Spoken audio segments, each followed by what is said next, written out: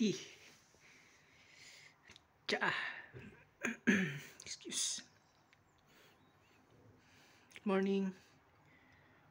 Ngayon mag-alas 10 na ng umaga. Ang ganda sa labas, o kaya lang maambon.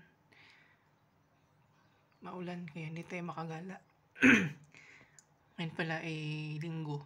Day off namin ngayon, wala kayong pasok. Tapos kanina mga 8 nagsimba ako.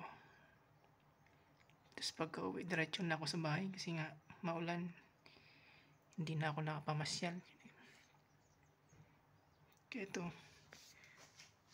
Tsaa.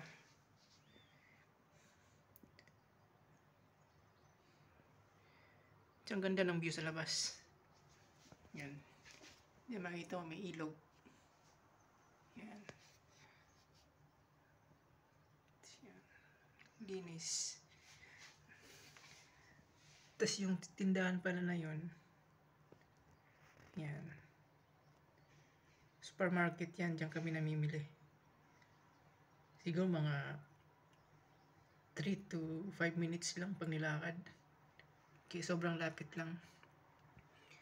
Kaya napakaganda yung naging accommodation namin dito. Kasi hindi mahirap sa pamimili ng mga pagkain. Accessible siya sa lahat.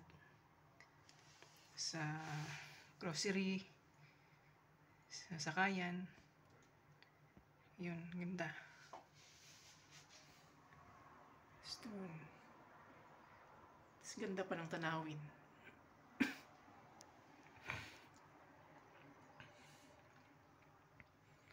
Siguro ang temperature ngayon nasa 4 degrees yata, kaya malamig. Tapos binuksan ko pa yung bintana, kaya para akong naka-aircon dito sa loob.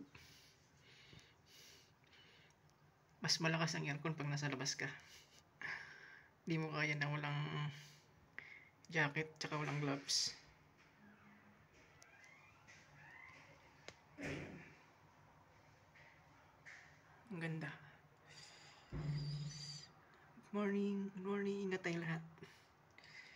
Happy Sunday.